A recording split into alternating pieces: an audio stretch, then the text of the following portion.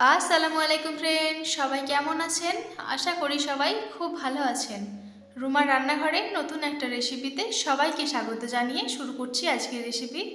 তো ফ্রেন্ডস, আমার আজকের রেসিপি নতুন একটা পিঠার রেসিপি নিয়ে এসে হাজির হয়েছি। তো এই পিঠাকে অনেকেই সরু চাকলি বলে জানেন, আবার অনেকেও অনেক নামে ভিন্ন নামে জানেন। তো আজকে খুব সহজভাবে, খুবই অল্প উপকরণ দিয়ে এই পিঠে বানিয়ে আপনাদের দেখাবো পারফেক্টভাবে। ভিডিওটা না টেনে দেখতে থাকবেন, আশা করছি আপনাদের অনেক ভালো লাগবে। তো আমি প্রায় 1 ঘন্টা আগে এখানে গোবিন্দভোগ চাল ভিজিয়ে রেখেছিলাম। তো 1 ঘন্টা পরে চালটা পানিটা খুব ভালোভাবে সোক করে নিয়েছে, খুব ভালোভাবে ভিজেও গেছে।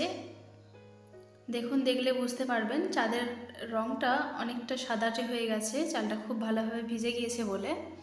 আর নেব আমি এখানে একটা নারকেল কোড়ানোর 1/3 ভাগ। নারকেলটা অবশ্যই বড় সাইজের।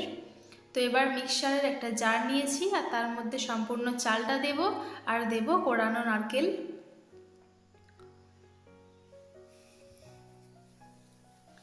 এবং এই নারকেলটা দেওয়ার পরে খুব ভালোভাবে পেস্ট করে নিতে হবে। হালকা দানা দানা থাকলে বা সুজির মতো দানা দানা থাকলে কোনো অসুবিধা নেই, খুব ভালোভাবে ব্লেন্ড করে নিতে হবে, একটা মিহি পেস্ট বানিয়ে নিতে হবে।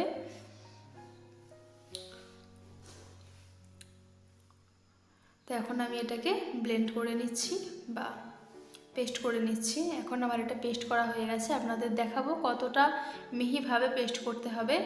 আপনারা পানি দিয়েই পেস্টটা করবেন, একভাবে ওইভাবে শুকনো বা একদম শুকনো করেই পেস্ট করতে হবে তার কোনো মানে নেই। অল্প অল্প পানি দিয়ে পেস্ট করে নিতে পারেন, যতটা প্রয়োজন ততটা অনুযায়ী পানি দিয়ে আপনারা পেস্ট করে নেবেন। তো এই দেখুন, এরকম মিশ্রণটা এখন আছে। এই মিশ্রণটাকে এখন আমি পানি দেব, পানি দিয়ে পাতলা করে নেব। তো তার আগে একটা পাত্রে আমি ঢেলে নিই, চলুন।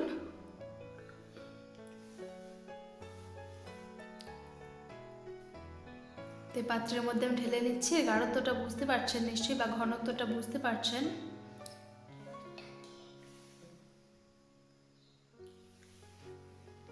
এখন এটাকে অনেকটা পানি দিয়ে পাতলা করে নিতে হবে। তো তার আগে এর মধ্যে আমি দিয়ে দেব পরিমাণ মতো নুন বা স্বাদ মতো নুন।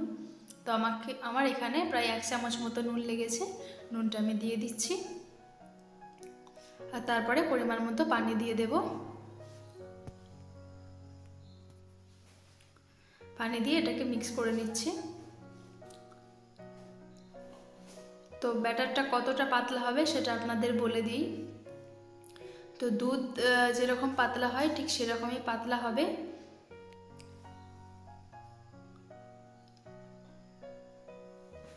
খুব ভালোভাবে বোঝানোর জন্য আপনাদের বলি, 1 লিটার দুধকে জাল করে প্রায় 750 মতো যখন আনা হবে, যেই গাঢ়ত্বটা থাকে সেই রকমভাবে ব্যাটারটা গুলে নিতে হবে, খুবই পাতলাভাবে। এখন আমি একটা তাওয়া নিয়েছি ননস্টিকের। এখানে আমার তেল লাগবে না, অল্প অল্প করে দিয়ে দেব। আপনারা দেখবেন কতটা সহজে পিঠেটা উঠে যাবে। এ দেখুন, আর নিজের ইচ্ছা মতো ভাঁজ করে নিতে পারবেন।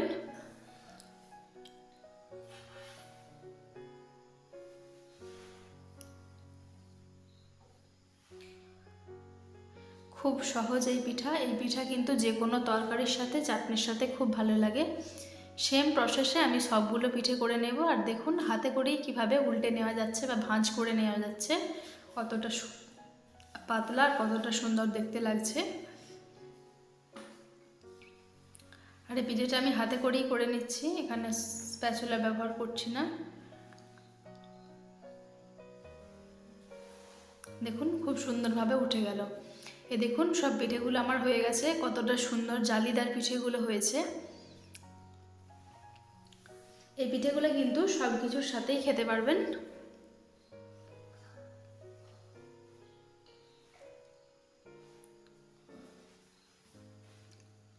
দেখুন কতটা সুন্দর লাগছে দেখতে। সব পিঠেগুলোই কিন্তু জালিদার হয়েছে, দেখতেও কিন্তু খুবই সুন্দর হয়েছে, খেতেও অসাধারণ লাগে। যে কোনো তরকারির সাথে দুধ দিয়ে আপনারা খেতে পারেন। তো আমি চাটনি আর তরকারি দিয়ে সার্ভ করব। তো ফ্রেন্ডস, আমার ভিডিও আপনাদের কেমন লাগলো?